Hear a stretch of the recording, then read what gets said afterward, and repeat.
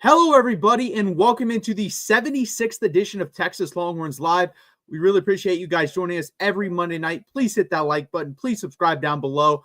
As always, joined by my co-host, Gerald Goodrich. We are here to break down Texas. And before we move forward, let's move backward. Let's talk about the Vanderbilt game. Texas, I guess, escapes, but they dominated that game for, 55 minutes. Very weird football game. 34-31 was the final score. If you missed it, really fun game to watch if you're a Texas Longhorns fan for most of it. A little bit scary at the end, but overall good. Gerald, what are your main takeaways from this game? Yeah, I think the biggest takeaway for me is, the change at the offensive line seems to have paid a lot of dividends for what Texas can do offensively. And I think Arch is growing into what we thought he was going to be. Like, the big takeaways, I think, are positives for me, right?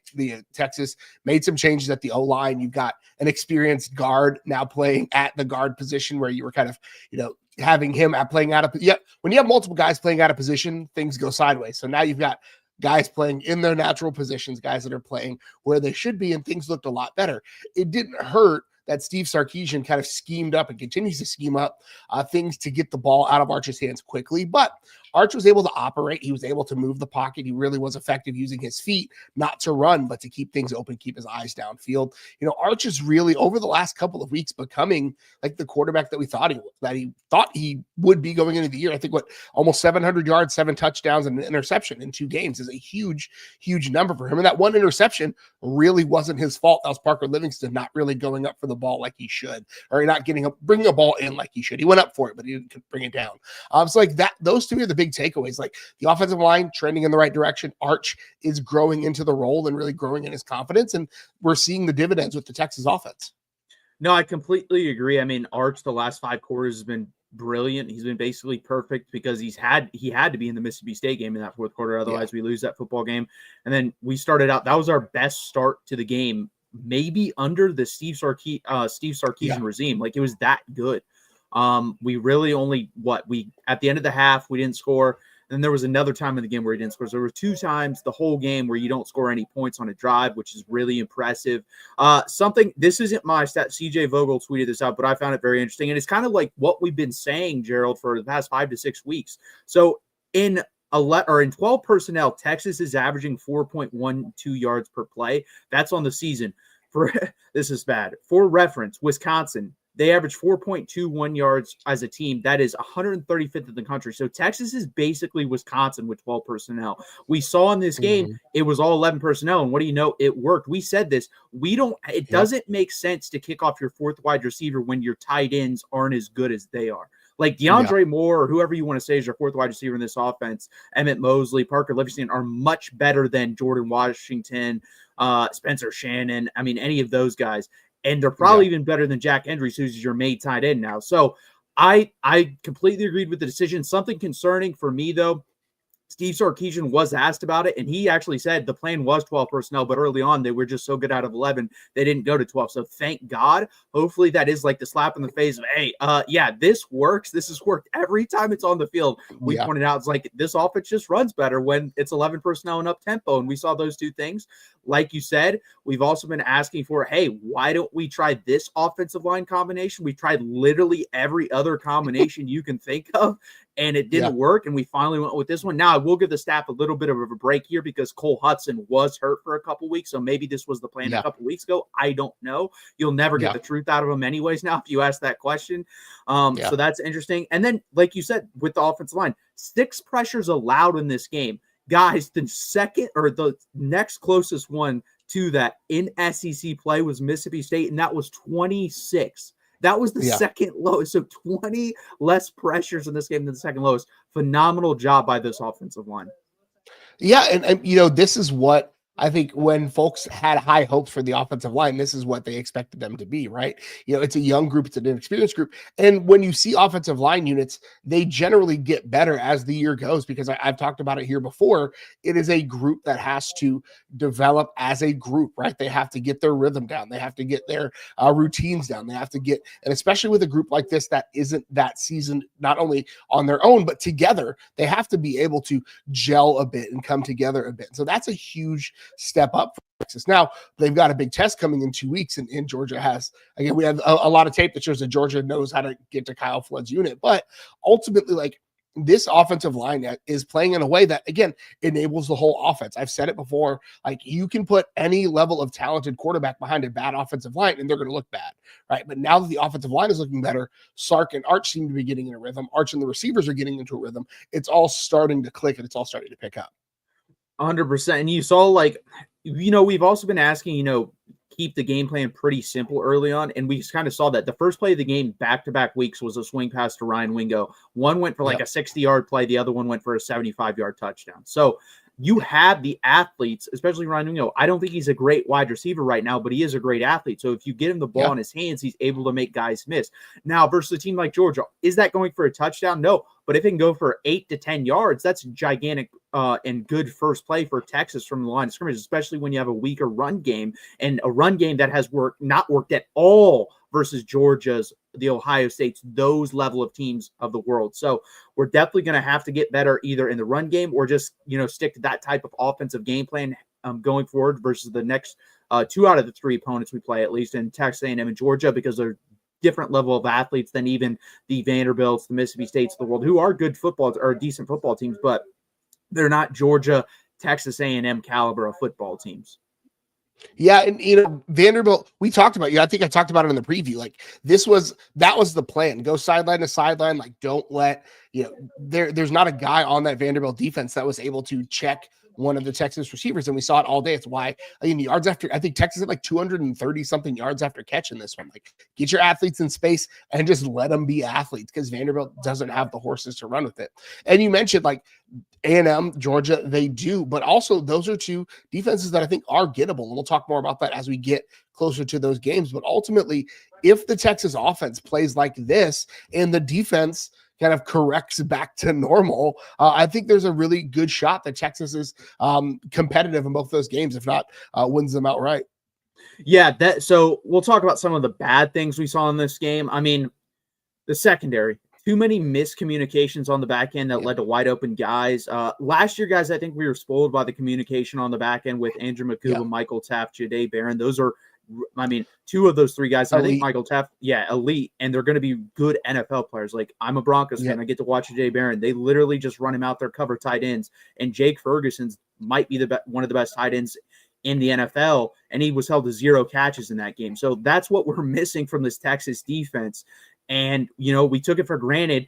And at one point, Sark brought this up during the press conference today. You're missing both your starting safeties and both your starting quarterbacks in this game. And that's where a lot of this stuff came from. Now, do I think we can be better than we were, where Diego Pavia has like 200 yards passing in the fourth quarter? Basically, yeah, we should be better than that. We should go to complete, what, when we're missing all those guys. But do I expect a drop up? Of course I do. If you took the starting secondary out of anyone's backfield, they would struggle versus any quality team. So we got to find a little bit of medium ground there when that does happen, because I doubt this is the only time this year we're going to miss 1 or 2 of those guys at a certain point, and it just can't fall off the deep end.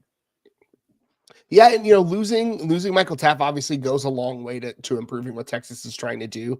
When you talk about miscommunications, when you talk about breakdowns, right? That big breakdown touchdown, that broken coverage probably doesn't happen if Michael Taft is in there. But ultimately, like, injuries happen. It's football, right? So you have to be prepared for that eventuality. It just is what it is. It's part of a game. It's a physically violent game. Guys are going to get injured. Now, Michael Taft will probably be back for Georgia. I think they'd have to euthanize him for him to not play in that game. So that'll be a big addition for Texas. But ultimately, I think you're right. I think part of the issue with the defensive breakdown is Pete Kwiatkowski kind of took his foot off the gas a little bit in that, where earlier in the game, he was throwing more pressure at Pavia. He was trying to get him off schedule and using the athleticism along the edges to hem him in. Texas didn't do that toward the end. They played back. They played a lot of prevent. They played a lot of cover 2 and cover 3 deep. Let them check down in front of you. And that works to an extent.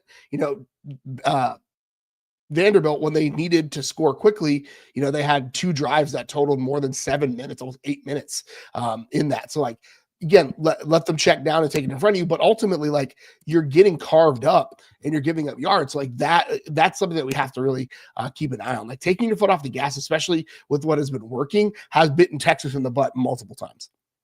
100%. And you're going to have to start quick versus Georgia, and you're going to have to, have no breakdowns like that. Otherwise, that team will capitalize and win the football game. Same thing with A&M, especially them. They're going to score very quickly with those guys out at wide receiver.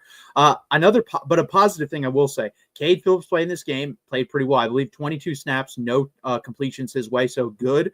And we talked about that on this channel. Like, I would love to see him out there instead of Jalen Gilbo at this point. I don't really understand why you're holding him back. I think he can do it, especially if you're healthy back there, especially because he's going to have Malik Muhammad, he's going to have Jelani McDonald and Michael Taft to help him out a lot. I completely understand if most of those guys are hurt and then you want to throw them out there. I completely understand why you wouldn't want to do that. But I think you should replace Jalen Gilbo with Cade Phillips going from here on out.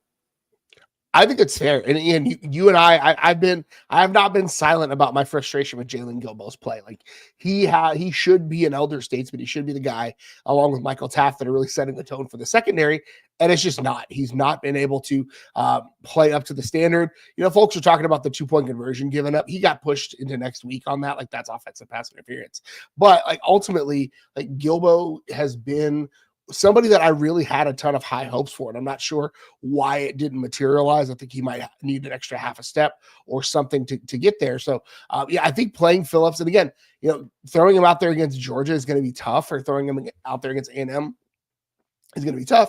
But Georgia and A&M both have elite athletes at receiver, so there has to be something, and Gilbo might not be it.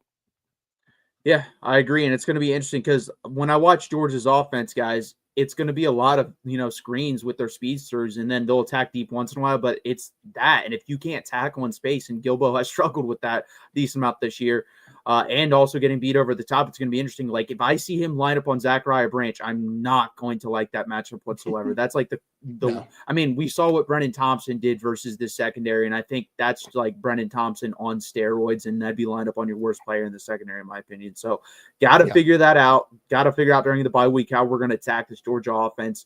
At some point, we're going to have to get over this hump. Do I expect it to be this week? I don't know. We still have a week to decide if that is going to happen, but we'll have to see. Next up, guys, and before we get over here, please hit that like button. Please subscribe down below. What does Texas need to improve on during the bye week? So this is a question I pose to everyone in the audience. Leave your comments in the comment section of this video as well. Gerald, what do you think Texas needs to improve on during the bye week? Yeah, I think Texas needs to, one, I think get your running backs healthy. I still don't think that Quintravian Weiser and CJ Baxter are both even close to 100% at this point. And I think you're going to need them in these next couple of games. So that's kind of a cheater answer, but I think getting, especially those guys healthy, getting them up to speed. I think about Michael Taft getting healthy as well. So one, get those bodies prepared, spend enough time in the trainer's room. Why can't I come up with the word trainer? Right. Spend as much time as you can in the training room, get your treatment, get those things taken care of. I think the other thing I really want to see Texas improve on here is just continue to get that offensive line unit reps and get them into a rhythm, get them to a point where, we've still seen this offense get tripped up with simulated coverages and with simulated pressures. And that's what Georgia's going to do. Georgia's going to bring a bunch of simulated stuff. They're going to try to confuse the offensive line. They're going to try to confuse,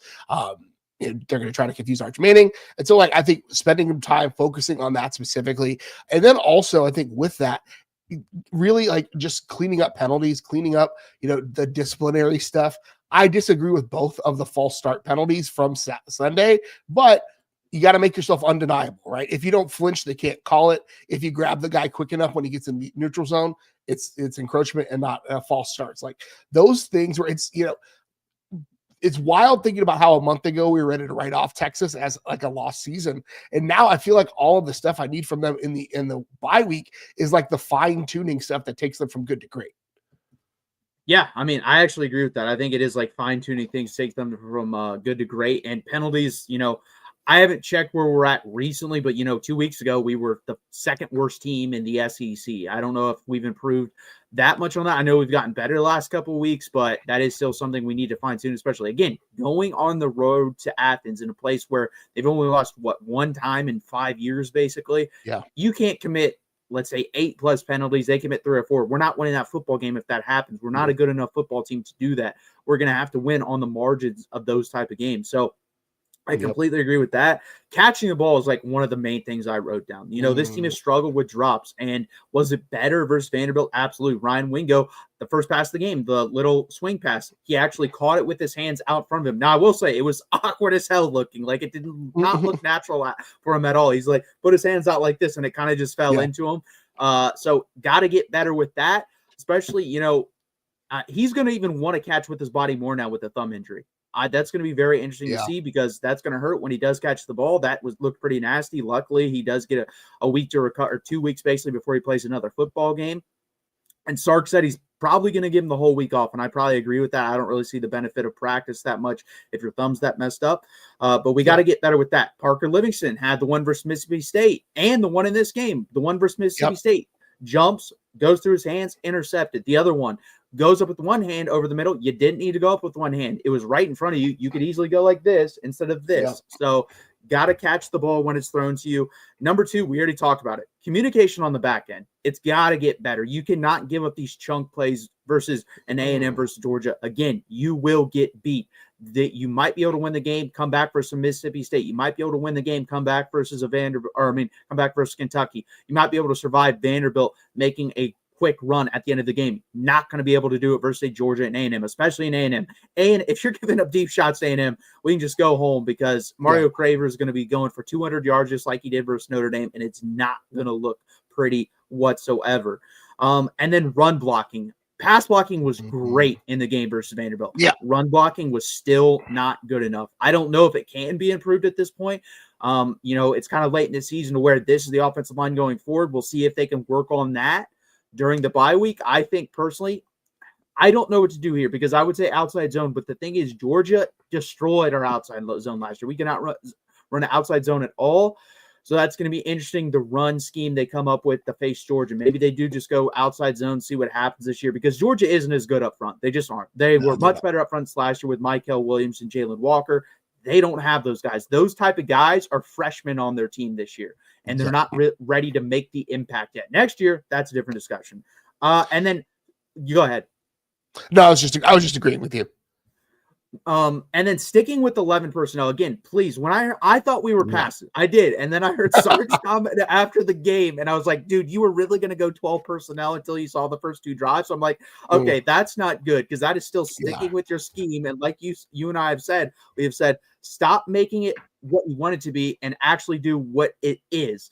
And if you stick with 11 personnel, I am confident. I think we can score 3-4 touchdowns on anyone in the country with 11 personnel.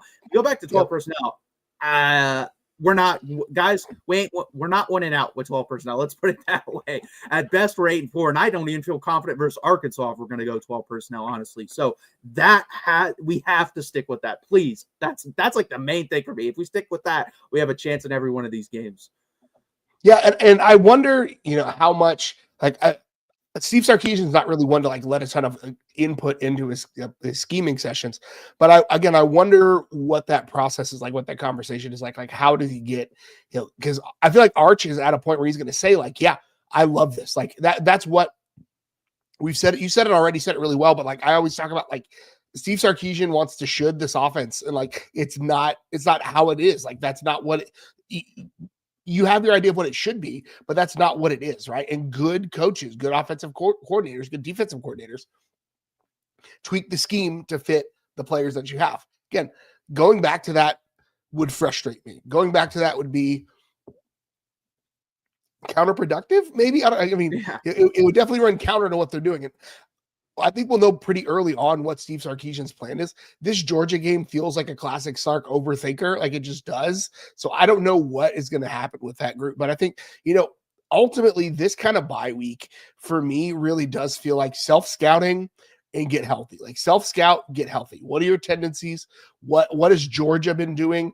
And then be prepared for them to go completely against tendency, because that's what they did last year. It caught Texas off guard.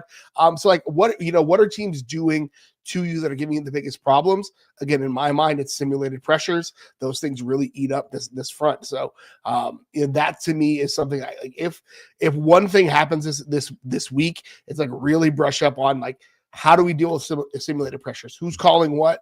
How are we looking? Just block the inside gap. That's the easiest way to do it. Just block the inside gap.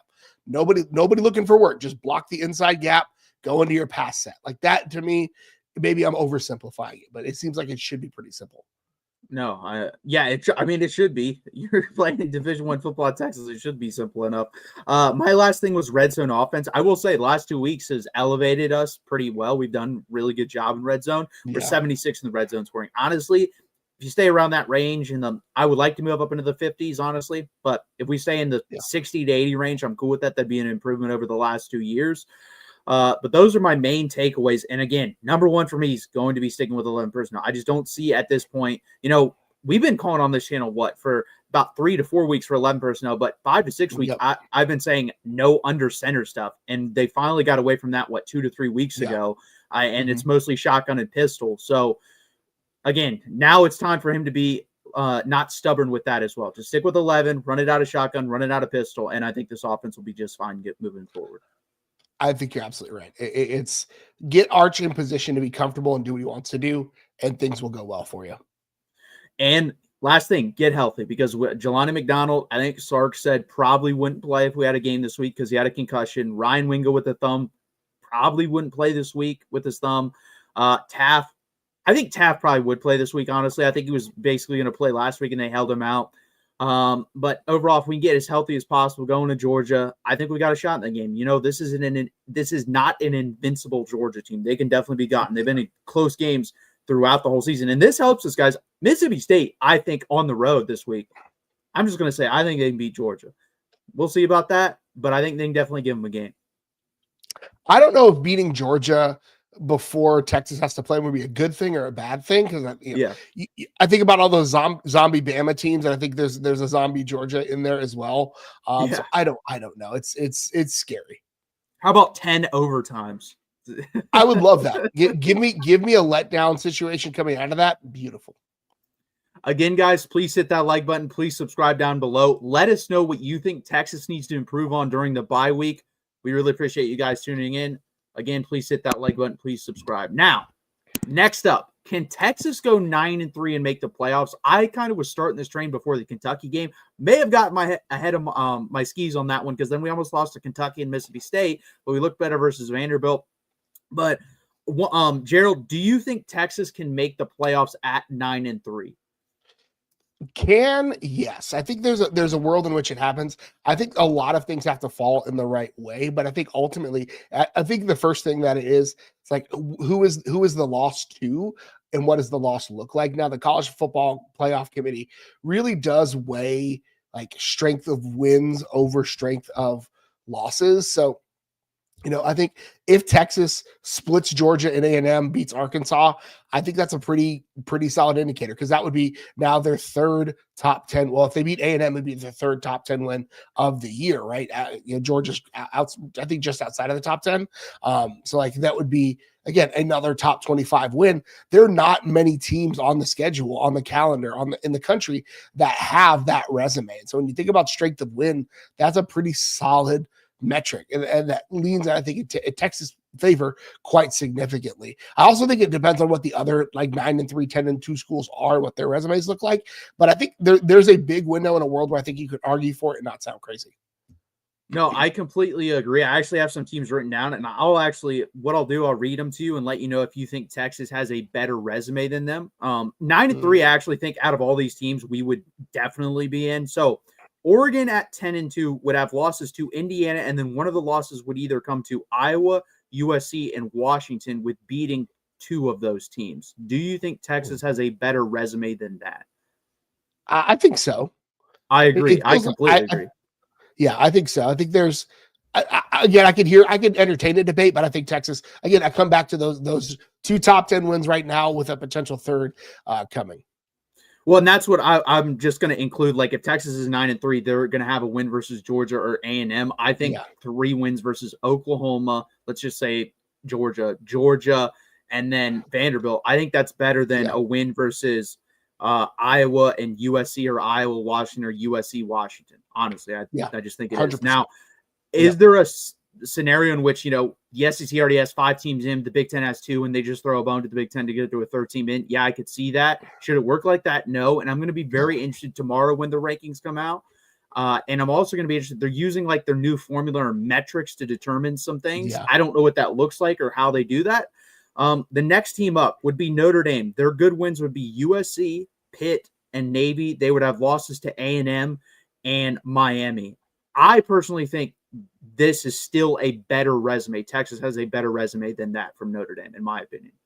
Yeah, I'm with you. Like again, post I guess their like first 3 weeks, they really haven't played a ton of competition. They lost to the two best teams they've played this year. Like that's really the only way around it. Now this one's interesting because I know we beat Oklahoma, but honestly, wins wise, this would be they have 5, in my opinion, good wins, unless LSU just completely falls off a cliff and finishes 6-6.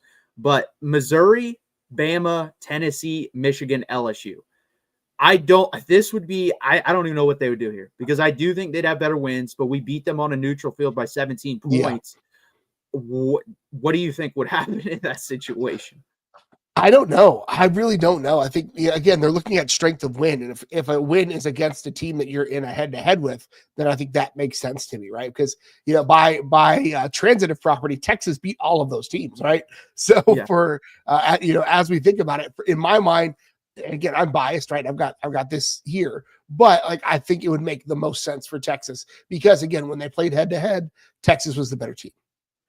Yeah, the thing that could be interesting here, if Vanderbilt beats Tennessee at the end of the year, that could really help Texas hurt Oklahoma a little bit. So I think that honestly, like if you beat a 10-2 Vandy team and Oklahoma beat an 8-4 Tennessee team and Texas beat Oklahoma, I think honestly that probably pushes us in. Now, if Tennessee goes on to beat Vandy and then they're both 9-3, that's really going to help Oklahoma look a lot better going on the road beating a 9-3 Tennessee team. Honestly, that is the closest one so far. There's going to be one other one on here that I think Texas may not get in on when we get there. But the rest of these, to me, I think it's pretty clear. This one's not even close. I just threw it on there. Miami, their loss would be to Louisville. SMU, their best ones would be Pitt and Notre Dame. Texas is in. If Miami's right now 10-2, we go 9-3. This isn't even close. Texas is in over Miami. Yeah, they're not great. They really are. Like Mario Cristobal and his quarterback situation is just wild. Like they're not good. I mean, I said last year if they didn't make the playoff, I think they should consider firing him. I don't know how much he has to underachieve there for them to keep him. Like you're spending the most money in that conference by a lot. You have the most talent on the roster the last 2 years and you can't make a playoff. I'm not saying win multiple playoff games. I'm saying make a playoff. Get in. Get in. And I might be the weakest conference. Like ACC might be worse than the Big 12. It's not great. It's not great for sure. And again, there's a lot to be said about like the virtues of just like getting into the field and getting hot. Ohio State last year, right? They got into the field, they got hot, they won a national championship. I'm not saying that's going to happen here, but I am saying like getting into the field starts a new season for you. 100%. Next up, Vandy. I think this one's easy too. I think Texas would get in because their losses. Now they have good losses. Texas and Bama if they're 10-2. Missouri, Tennessee, and LSU would be the good wins if they do end up 10-2, but I don't think those are good enough to where it negates the head-to-head. I think Oklahoma is the one where you'd have 5 good wins. That might negate the head-to-head. Yeah. You're not negating the head-to-head here with 3 good wins versus 3 good wins. No, not at all. Not at all. I think the Texas gets in for sure. This is the one that I think this would be the worst case scenario for Texas, in my opinion, 10-2 teams. That or Oklahoma. Michigan wins versus Ohio State and Washington, loss versus OU and USC. Them beating Ohio State, which looks like the best team right now, them or Indiana, in my opinion, that would be the nightmare scenario for Texas. I think they would get in over Texas at that point. For sure. Yeah, no, I think in Michigan, I mean, anybody beating Ohio State gets in. Like if Texas beat them, they'd have gotten in too. So for sure, I think Michigan, with what Michigan is now, what that rivalry is, I think they get in for sure. Next up, Washington. So again, if they ended up 9-2, it'd be a loss to Ohio State and Michigan, wins versus Oregon and Illinois. I think Texas is in here. Washington's they've gotten blown out in those losses, by the way. They got blown out versus Ohio State. They got blown out versus Michigan. I think they lost by a combined 48-13. Texas is getting in over a 10-2 Washington team. For sure. Yeah. I don't think that Washington team has done much to distract or to build a case for them. Again, Oregon is not the Oregon that we're typically like. A lot of the Oregon hype is just based on historical Oregon features and our assessment of them. So yeah, I think Texas gets in. Next up, USC, I think, has an interesting case as well. Their loss to Illinois and Notre Dame. The Illinois loss isn't great, but it's better than the Florida loss for Texas, I think, or at least on the same par. Wins Michigan, Iowa, and Oregon. I think, to me, this is a toss-up. I'm not willing to go on either side. I think this is kind of in the OU camp of I could see this going either way. It's not in the Michigan camp where I 100% think Michigan's getting in over Texas. I think this is a toss-up one. I'm still leaning pretty solidly Texas in this one. I just think as we think of strength of resume, strength of wins, I think Texas's 3 top 10 wins in this scenario would be huge.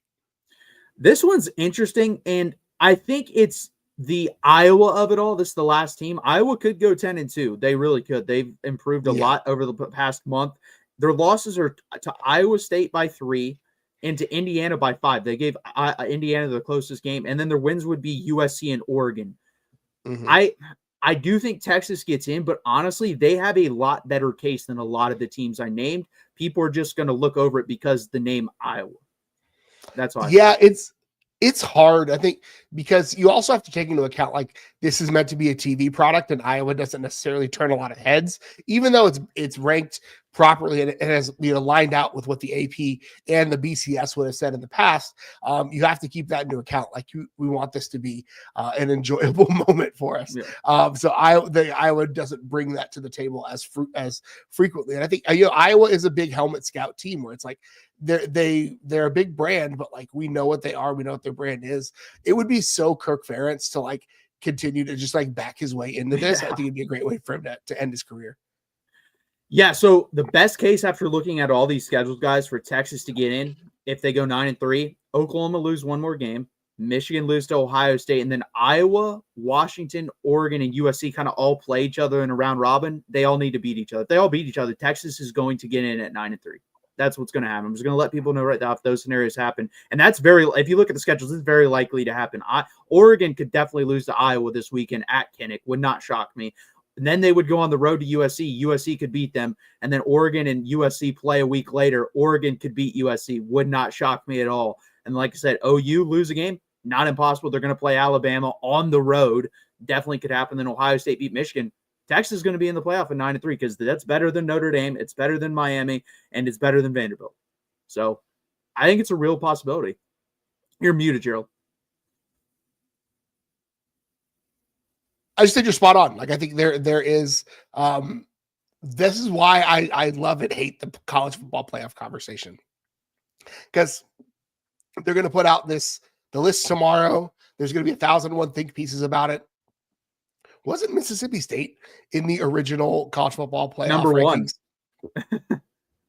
Right. So like, as much as it's like a great conversation and as much as it's a great, like Sark said it, I think today, like just win and you're in, right? Win out, win 2, even if you win 2 of 3, I think you're in a very, very strong spot. If Texas goes into that A&M game on the last Saturday of the, or I guess it's Friday, right? Black Friday, the last week of the year, with a chance to win and go to the SEC championship and a chance to win and go and kind of solidify themselves as the CFP team, like that is going to be the most motivated we've ever seen these guys. It is going to be an incredible, like, and we said it, that's the wildest part I think about this whole thing to me is that we said, you and I both said preseason, like this could very well be a year where the winner of the Texas A&M game is playing for a spot in the SEC championship game. And a month ago, we buried this team and we're still very much alive for that possibility. It's wild. Yeah, and I mean, Texas could win out and still not make the SEC championship game. They'd have to have Ole Miss lose another game. And honestly, I want to win the SEC. I do. But that might not be the worst scenario that you're sitting at home getting an extra bye week, getting everyone healthy, getting everyone together. So, and watching Ole Miss play probably A&M or Alabama. So, I mean, I wouldn't hate it, but at some point I do want to win the SEC. Yeah, very true. Like it's Texas wins out, doesn't go to SEC championship game. They're all but guaranteed a spot. Again, guys, please hit that like button. Please subscribe down below and let us know. Does Texas get in at 9-3? Why or why not? Who's the team that gets in that I read? Because that's really it, guys. There's no team from the Big 12.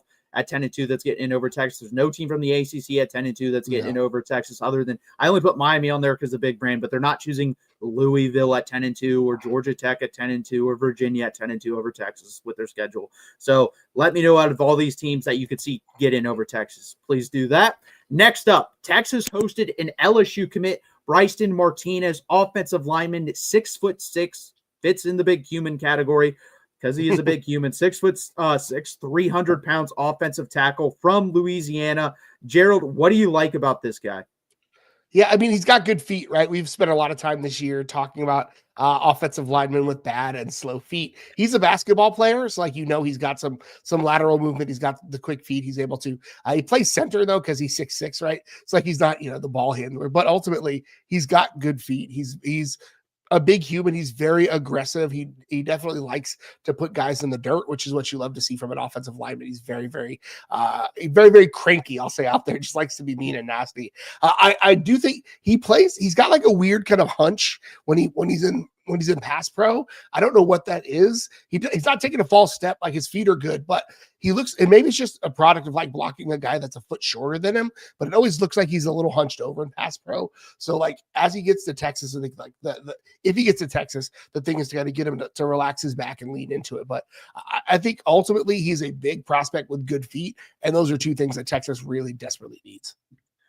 Yeah, I mean, I always like, the basketball background because we saw that with Cam Williams, very athletic for his size, moved very well. DJ Campbell, I believe, also played basketball at a pretty high level, moves very well, especially in the run game. Again, needs to be a little bit better in pass protection, but he's gotten better at that through his years at Texas. It's going to be interesting to me if this guy is a tackle or a guard. He could be either. Yeah. I think he's in the tweener. And I know Texas probably wants a guard because we have a couple tackles in the class with Max Wright. And another guy as well. So I don't know what they want him to be here. It's going to be interesting if they do get him on campus, how they develop him, where he plays.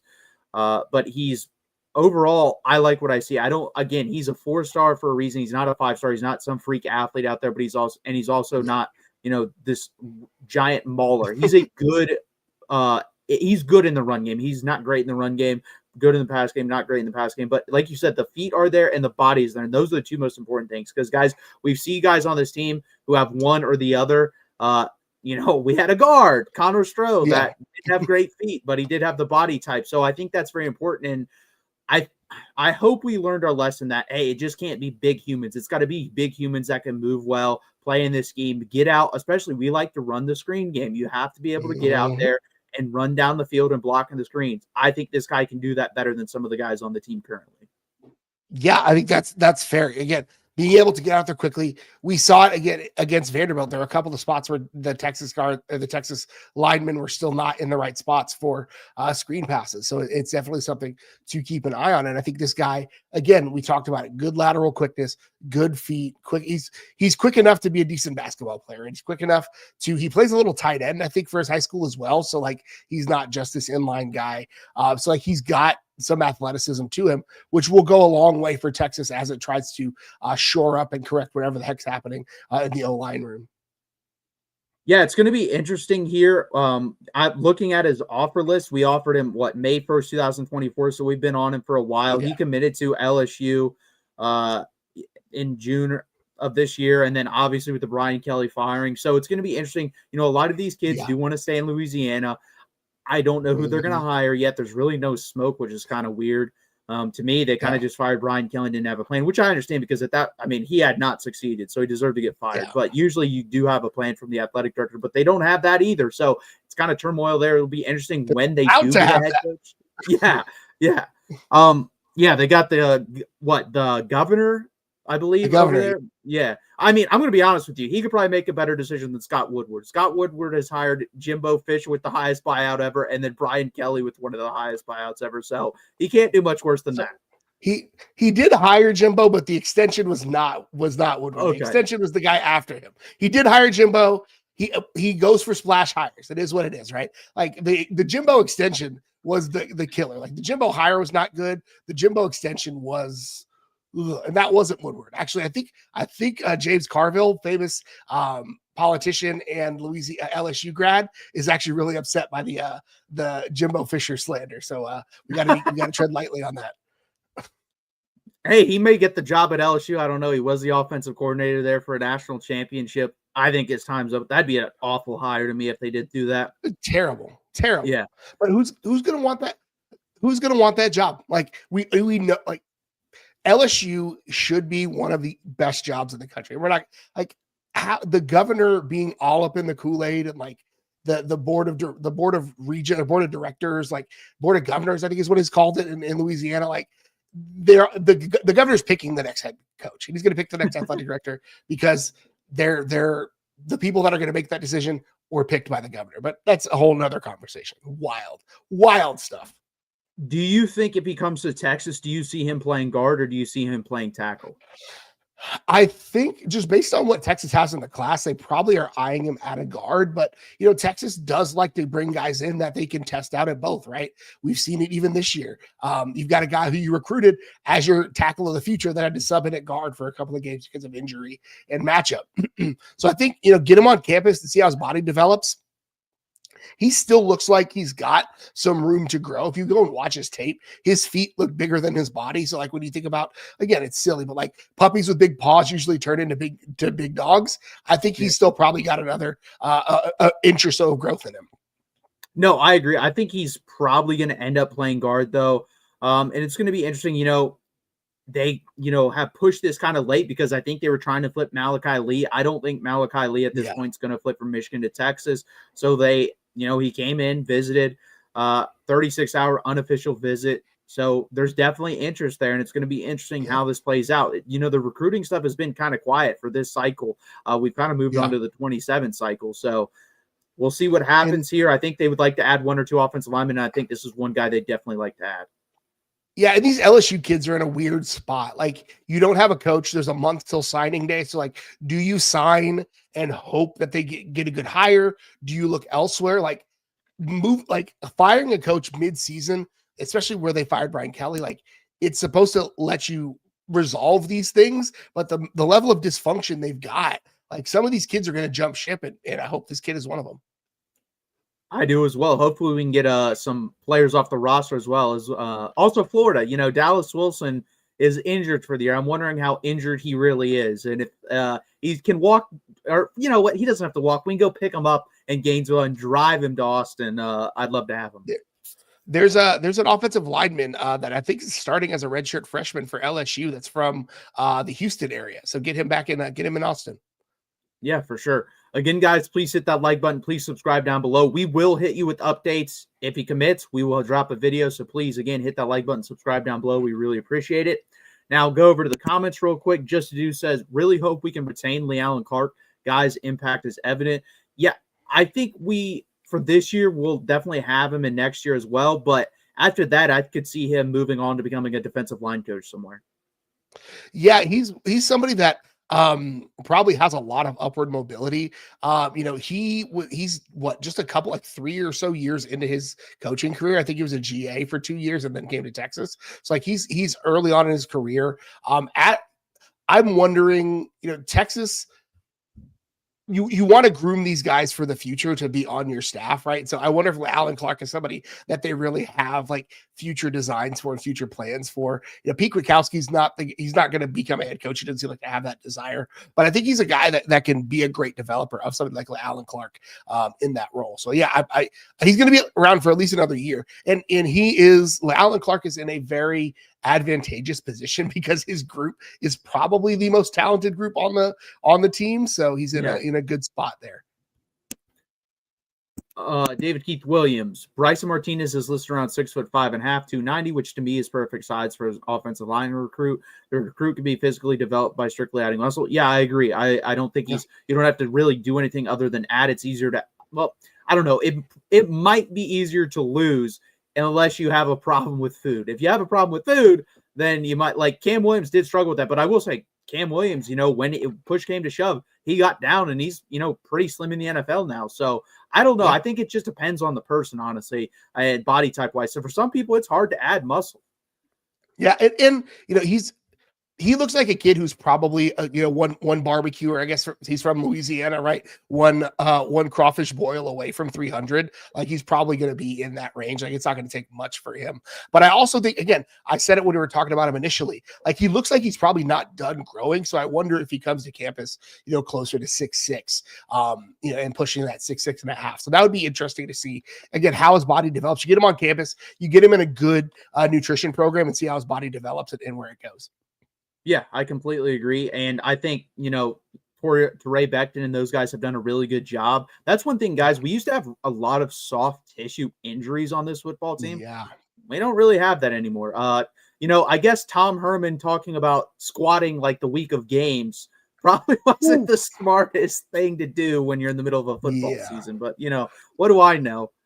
One rep maxes on game weeks are not usually your best bet. Oh, man, that's wild when they were talking about that. But again, guys, please hit that like button. Please subscribe down below. This is Texas Live 76, and we're going to pick some games. So, Gerald, do you have any beef with Gunnar Stockton, what he did there at the end of that Florida game?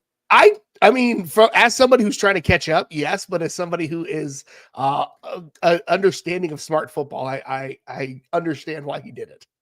And for people that don't realize, Florida was +7. I took Florida +7. He took Georgia -7. If he goes in there, that pushed the score over, he wins that game. Where he would have made one game up on me. Instead, he lost a game. He is 10-11. I'm 14-9 now.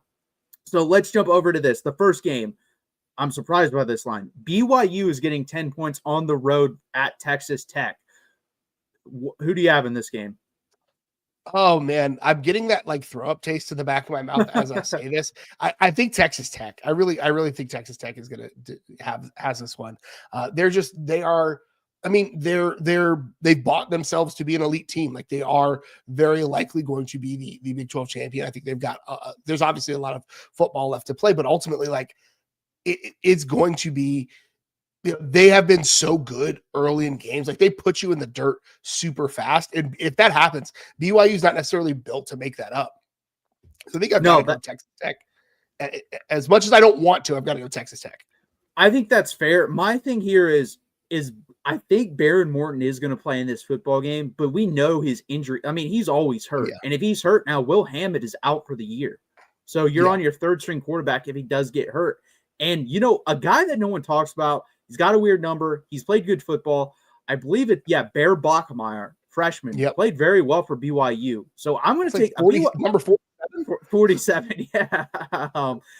And his brother wasn't too bad at Boise State as well. So I'm going to take BYU +10 here. I think they're a good, solid football team. Do I think they're the 9th, 10th best team in the country? No, but I think they're a legit top 20 football team. I'm going to take BYU +10.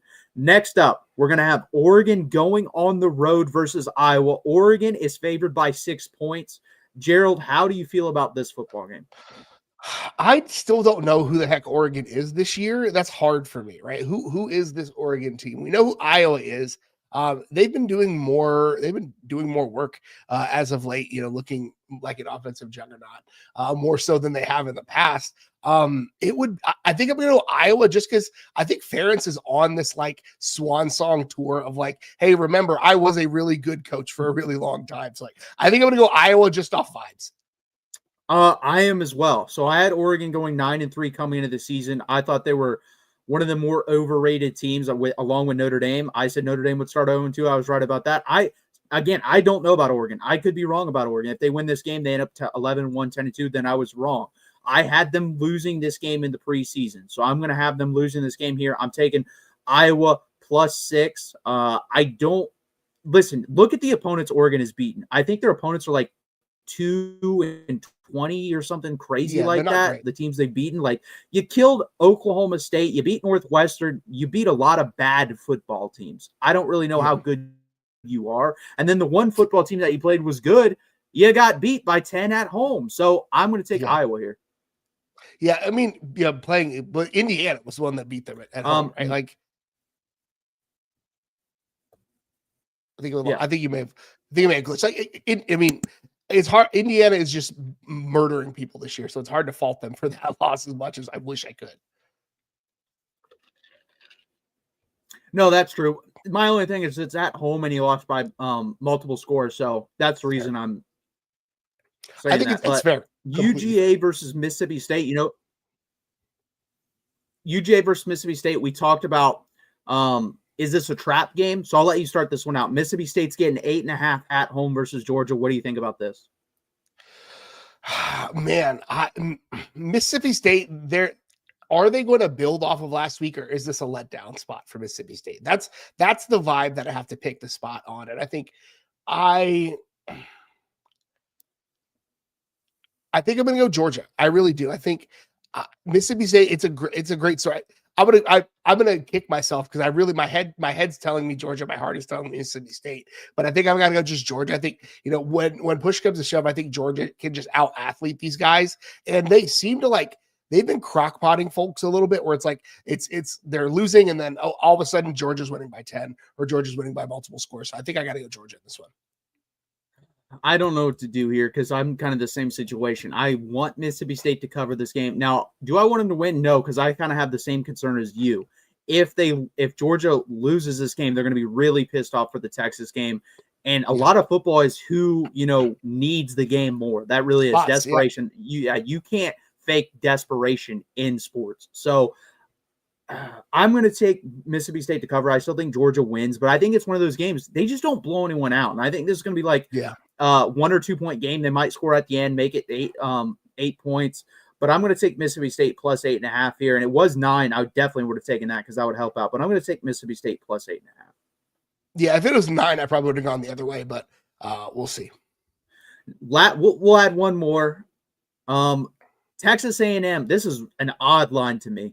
Going on the road to Missouri, only favored by 7, and Missouri is without Bo Pribula in this game. They're going with, I believe, Matt Zollers is his name. Matt Zollers or Zellers, one of the best quarterback commits coming in. He's a freshman.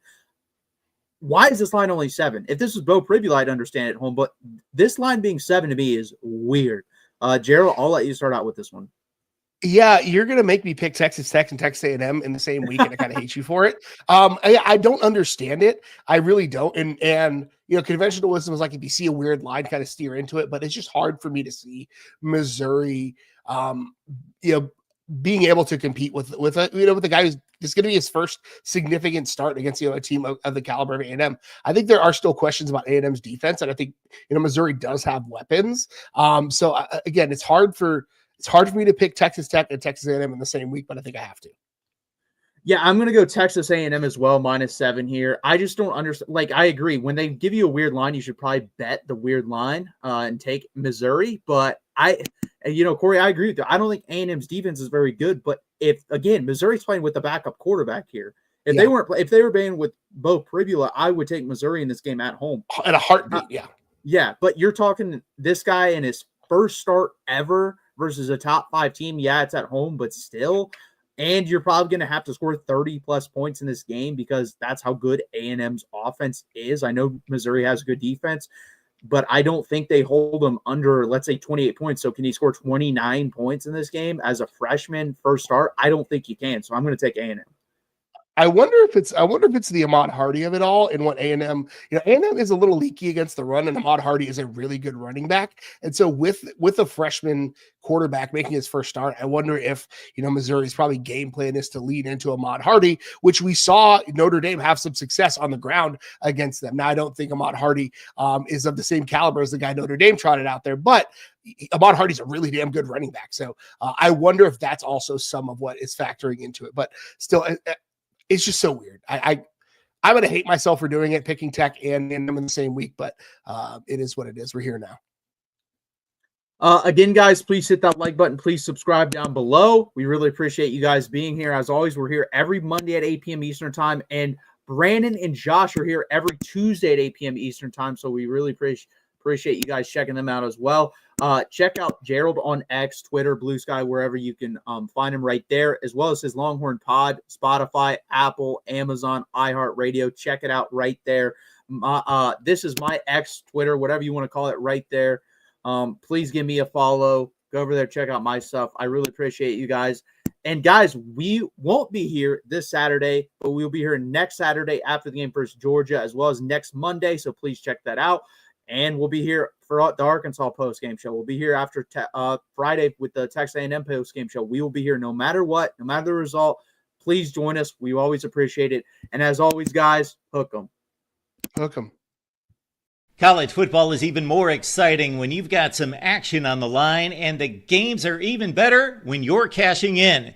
And the Voice of College Football is the place to be to get the greatest value. Start with my picks. 75% against the money line, 58% against the spread, and I've got a 40-plus year track record. 11-0 in the college football playoff for me last year against the money line, 8-3 against the spread. And I'm just the warm-up act. Steve Merrill of Wager Talk is our ace in the hole, show stopper. 7 years with the Voice of College Football, over 30 years in the industry. Steve gives us analysis on all the big games, but you can't miss Steve's weekly under-the-radar pick. 28-12 against the spread the last 3 years. You also get picks from some of our top analysts here at the Voice of College Football, including Corey Bratta, Matt Zemek, and Steve Dace. Check out those numbers. Become a YouTube or Patreon member for just $99 per month. Go to the main channel on YouTube, click join, and then select the betting tier. Do the same thing on Patreon. Make 2025 a winner now.